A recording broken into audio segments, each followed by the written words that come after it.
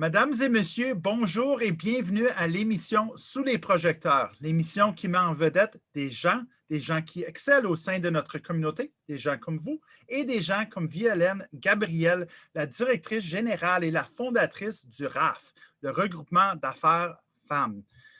Bonjour Violaine. Bonjour Peter, comment allez-vous? Moi, je vais bien, mais moi, je veux plus savoir comment toi tu vas. Peux-tu nous parler un peu de toi? C'est qui Violaine et que fais-tu pour ta communauté? Merci de m'avoir invité, merci d'être intéressé à moi et merci d'avoir intéressé au regroupement Affaires Femmes. C'est un nom qui vient quasiment du créole, Affaires Femmes. Affaires Femmes. C'est pas des gens d'affaires. On va venir pour les affaires, mais c'est ce qui nous concerne, c'est ceux qui nous regardent qu'on va parler ensemble. C'est là d'où vient le mot affaires femmes. En plus, on a regroupé tous les noms. Alors moi, je suis Violaine Gabrielle, quittée d'Haïti à l'âge de 21 ans. À l'époque, 21 ans, c'était des bébés. On n'avait pas accès à plusieurs choses. Alors, c'était vraiment, j'étais venue dans le cadre de voir mon frère qui était un père pour moi et il a rempli les papiers pour moi. Je suis venue, mais moi, j'étais venue dans l'espoir de retourner chez moi après quelques jours. Mais par contre, quand il m'a exposé que je dois travailler pour aider le reste de la famille, là, j'avais vu que les responsabilités étaient déjà tombées sur mon dos et j'ai pu prendre mon mal en patience. On m'avait introduit dans une manufacture que j'ai travaillé pendant 9 ans et demi. J'ai fait rentrer ma famille au Canada, 11 personnes au Canada, et par la suite, avoir marié, avoir 2 enfants. Là, j'ai dit, c'est à mon tour de parler d'amour. Alors, je suis retournée à l'école, retournée aux études en sciences infirmières, qui n'était pas facile pour moi, mais j'étudiais quand même, je faisais des cours de là et le soir pour pouvoir compléter mon secondaire, etc. Alors, ça se faisait comme ça. Élever les enfants, la vie continue. Alors, je suis rentrée aux études en 1984 et 1987, je suis graduée. Et en 90, je me suis rendue en Ontario. Arrivée en Ontario, j'étais encore quelqu'un qui vient juste de sortir d'Haïti avec des problèmes et de problèmes de réseau, de problèmes de référence, de problèmes de tout. J'étais devant le fait accompli de recommencer. Alors, il fallait recommencer. Et en plus, le mari est parti. Hein? Alors, j'ai regardé, j'ai pas pu trouver de travail. J'ai continué. Je retourne encore aux études.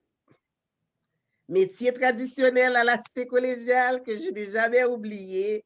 Ensuite, retourner à l'université faire pour un bac en travail social. Travail social, j'ai fait un certificat, j'ai dit, à ce moment-là, on demandait on parlait des infirmières en baccalauréat. J'ai dit, ben, je vais faire mon baccalauréat parce que je trouvais le travail social, si je devrais travailler dessus, il fallait que j'ai une maîtrise.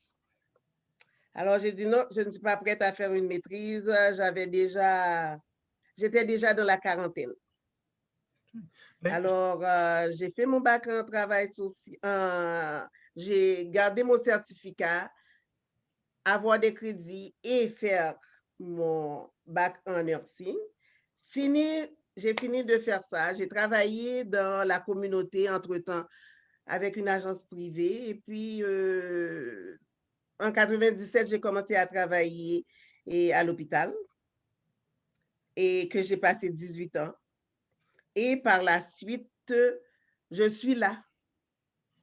Alors, c'est moi, Violaine, jusqu'à date, jusqu'à ce que j'ai fondé le RAF, et puis maintenant, arrivé à 67 ans, je suis là. Les enfants sont grandes et sont des jeunes femmes maintenant qui peuvent se débrouiller. Je vois qu'il n'y a pas grand-chose qui te ralentit dans la vie. Parle-moi un peu du début du regroupement Affaires-Femmes. Comment est-ce que l'idée elle vient d'où pour partir cet organisme? Bon, comme j'ai dit, j'ai eu, en arrivant en Ontario, j'avais eu de la difficulté à partir. Et dans les 1990, ce qui est arrivé, les femmes que je voyais en travaillant, en rencontrant des femmes, j'ai vu qu'on traîne toutes des problèmes de monoparental, d'être seule à la maison, d'avoir une charge lourde. Et puis, en tout cas, moi, avec mes filles, j'ai vécu que c'est comme quand tu sors, tu n'es pas encore rentré à la maison, les enfants sont vraiment stressés parce qu'ils ont peur que tu ne retournes pas. Alors, j'ai dit, mais qu'est-ce qui se passe? Mais quand j'ai pensé, j'ai dit, mais c'est normal, c'est juste une figure qu'elles ont, c'est normal qu'elles ont peur que tu ne rentres pas. Alors, j'ai dit, ben, il faut que je trouve une sorte de solidarité quelque part ou bien je fais quelque chose. Bon, en tout cas, je pensais. Et un jour, comme j'habitais proche de la cité collégiale et puis j'aidais des étudiants étrangers et des étudiants, je les abritais pour l'année scolaire. Et puis, il y en a une qui m'a invitée chez elle à Chibougamau. Et j'ai été, je l'ai dit, invite-moi quand il y aura une activité. Alors, elle m'a invitée pour une journée internationale de la femme que j'ai adorée, que j'oublierai jamais. C'est ma source d'inspiration. J'ai passé une journée merveilleuse de la messe à la danse, toute la journée. Et en principe, par après, les idées commencent à mijoter dans ma tête que je peux faire quelque chose comme ça pour pouvoir valoriser les femmes noires. Alors, ça continue quand, à mon retour, j'ai parlé à ma fille, ma confidente, je lui ai dit que voilà l'expérience que j'ai vécue et comment j'aimerais faire quelque chose pour ça. Mais ça ne l'a rien dit. L'idée fait son chemin, j'ai continué à la parler et un beau jour, je l'ai dit, tu sais, il faut que j'embarque dans ce projet parce que je n'aimerais pas que les filles, vous autres, mes filles, j'en ai deux, Sabine, que vous connaissez bien, et Ingrid, et que je ne veux pas que vous soyez comme une femme qui se laisse aller, qui est soumise ou bien qui ne prennent pas leur place dans la société, même si vous êtes noir et je vous ai jamais élevé comme noir. Je vous ai élevé en tant qu'humain, en tant que personne. Alors moi, j'aimerais faire quelque chose pour que les enfants aient une modèle de femme, aient des modèles de femmes qui prennent leur place dans la société. Alors, elle a dit, Mamie, j'embarque, je vais te supporter, je vais t'aider. À ce moment-là, elle était assez grande. Alors, pour cela, on a commencé. Et quand on a commencé, je viens de Chibougamau de mars, en juin, et l'organisation était déjà commencée en 2006. Mais c'était plus pour et supporter les femmes, pour représenter les femmes, pour leur donner une voix, pour leur donner un espace de parole, quelque part pour s'asseoir, qu'on peut se parler, etc., etc. Et pour promouvoir la santé parce qu'à ce moment-là, les femmes mouraient, les femmes avaient beaucoup de problèmes de santé à cause du stress, à cause de la charge de travail, à cause des enfants. Elles étaient seules avec des enfants, alors c'était des problèmes. Alors, on a commencé, quand je les ai appelés, je te dis, il fallait voir les premières, comme on dirait maintenant, on prend beaucoup de photos, mais à ce moment-là, on ne prenait pas de photos, mais c'était vraiment un bon rassemblement et puis le monde était très enthousiaste pour commencer.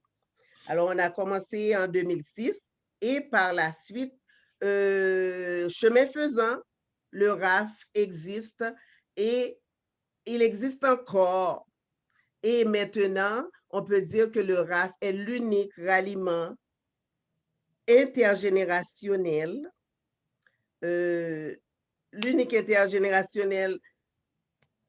et pour les femmes francophones, noires francophones, créé par des femmes, pour les femmes et pour les filles. Le regroupement est là, ça fait rayonner l'excellence, le leadership des femmes et des filles et pour l'épanouissement des personnes aînées qui viennent d'Haïti et qui ont besoin de support ou de participer à la vie canadienne. So de façon spécifique, si une jeune femme noire vient vous voir, elle se joint au groupe, qu'est-ce qui se passe pour elle? Du point de vue, son expérience à elle. Premièrement, toute personne qui rejoint le groupe doit accéder ou doit adopter notre mission, notre vision. Mais notre mission, notre vision est tout simplement, c'est de créer des modèles, c'est de te donner, d'essayer de te guider. Actuellement, on a un RAF Talk qui vient de commencer dans les écoles. C'est pour permettre aux jeunes d'être baignés à travers nos lauréates, pour apprendre que la vie n'est pas facile, que la vie a des étapes et il faut suivre les étapes de la vie pour pouvoir cheminer. C'est vrai, il faut avoir des rêves, mais les rêves sont chevauchés de petites embûches, que ces embûches-là, c'est pas les embûches qui doivent nous arrêter. Il faut continuer. Il faut aller de l'avant. Parce que des fois, tu as besoin d'un boost, de l'aide pour pouvoir aller de l'avant. Alors, le RAF est là pour ça et je peux mourir aujourd'hui, je suis vraiment contente que ce que j'imaginais, ce que je voulais, ce que je rêvais est réalisable, est fait aujourd'hui et que les femmes maintenant ont fait partie de la Fédération des gens d'affaires de l'Ontario, que maintenant on va développer du leadership en entrepreneuriat pour les femmes. Alors tout ça, ce n'était pas dans notre programme, mais tranquillement pas vite, ça prend une allure vraiment que je suis contente malgré on a pu travailler avec ce qu'on avait. Je ne sais pas si les autres choses viennent et la partie financière, les barrières qu'on avait, ça va se régler, mais pour le moment, je peux vous dire, Peter, je suis une femme comblée, juste parce que j'ai vu que les femmes noires prennent leur place, qu'à travers le gala, les femmes sont plus visibles, sont moins isolées, ont une place à appeler pour demander quelques conseils ou bien pour demander, as-tu quelqu'un qui fait ça, et puis on peut les référer. Ça me fait extrêmement plaisir parce que quand je suis arrivée en 90, j'étais désarmée. J'avais personne, j'avais une seule famille, mais tu ne peux pas appeler toujours les familles. Quand les enfants allaient à l'école, chaque septembre, on remplit quelque chose et puis je me demande, mais qui je vais assigner à ce que si j'ai quelque chose, l'école va contacter. C'est comme si c'était un problème. Mais maintenant, je suis sûre et certaine que les choses vont changer. J'en suis convaincu aussi à t'écouter. Si tu as parlé de l'impact que vous avez auprès des jeunes femmes, je sais que vous avez rajouté un volet d'aînés. Parlez-nous un peu du volet des aînés. Comment ça s'intègre dans cette stratégie-là? Bon, pour les aînés, c'est sûr que moi, comme aîné qui grandit ici, qui devient aîné, c'est très différent. Mais les aînés, comme ma mère qui vient de mourir à 96 ans, mais les aînés, quand les aînés sont là, on a un support. On peut aller acheter un sac de lait sans avoir habillé l'enfant pour sortir. Quand tu n'as personne de la maison, c'est vraiment difficile. Mais quand tu as quelqu'un, tu fais chercher.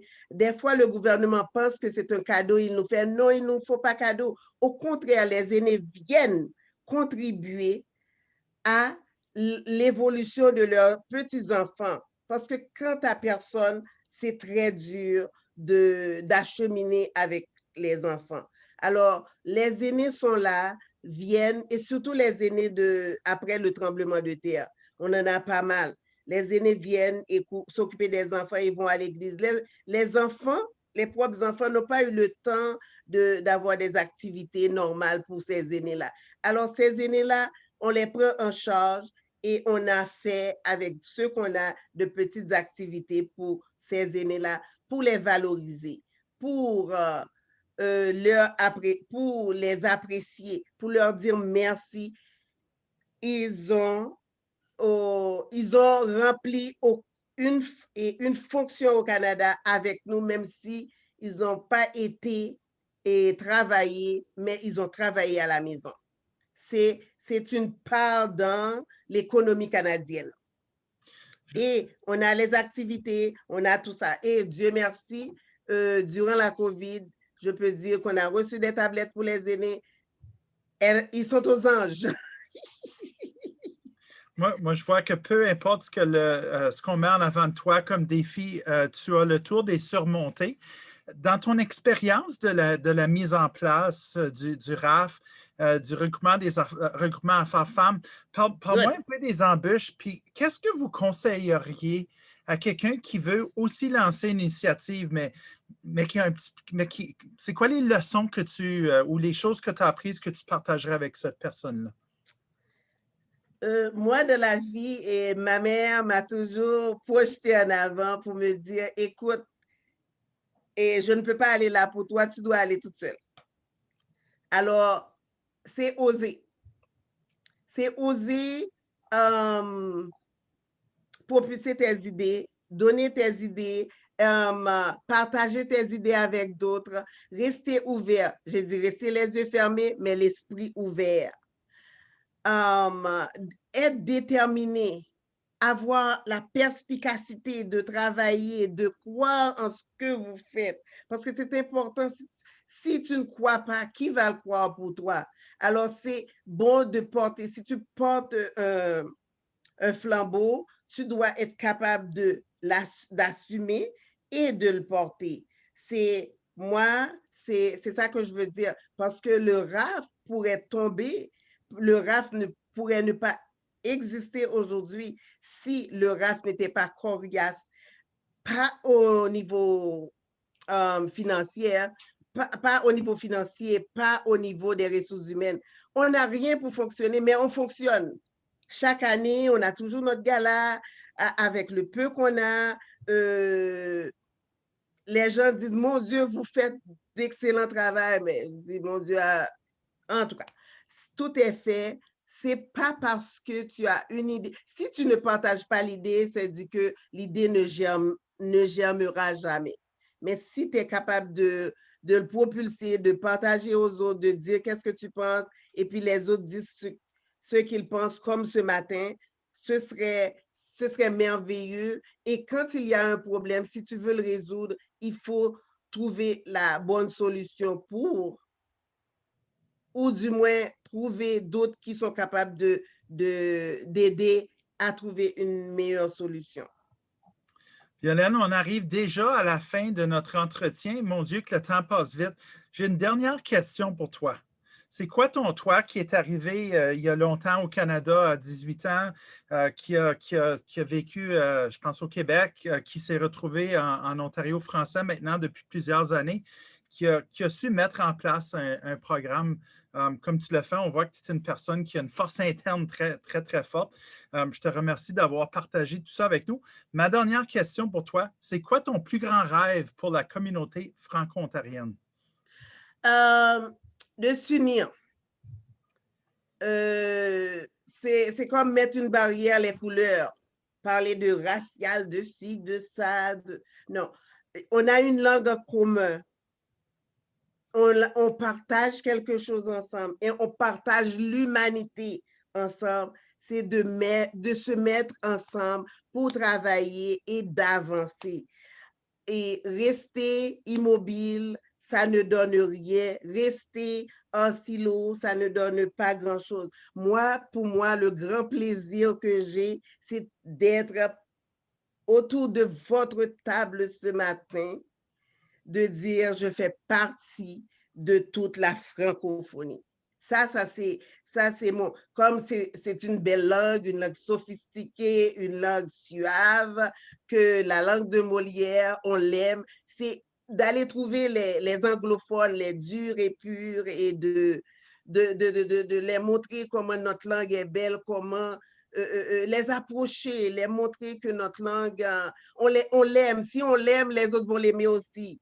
Ben, on ne va pas toujours prendre la main des autres, mais il faut, c'est une partie de soi-même. Moi, je ne pourrais pas mettre Affaires femmes sur pied sans utiliser la langue française, c'est ce que j'ai. Ou du moins, si c'est en Haïti, ce serait en créole. Mais ici, c'est en français que ça se passe ou en anglais, mais c'est le français que moi j'adopte et j'espère que si plus on met d'emphase, plus on met de l'amour dans notre langue française, plus on essaie de se réunir ensemble, c'est plus qu'on va créer de l'harmonie, plus on va créer de l'entrain, que les autres voient pas une langue, mais voient une façon de vivre, une culture. Quel beau mot pour terminer notre entrevue aujourd'hui. Mesdames et messieurs, Violaine Gabriel, la directrice générale et la fondatrice du RAF, le regroupement Affaires femmes. Le message d'aujourd'hui, il faut se réunir pour réussir. Violaine, merci beaucoup. Continue de beau travail. J'ai l'impression que tu fais que commencer. Hein? À moi, je ne sais pas. Je suis prête à mourir, mais toujours au travail. Merci beaucoup. Et ça vous, fait plaisir, Peter. Et vous aussi, si vous avez une histoire à partager, si vous connaissez des gens qui sont des modèles qui devraient être eux aussi sous les projecteurs, laissez-nous savoir. On veut partager vos histoires et les belles histoires de succès à travers notre communauté franco-ontarienne.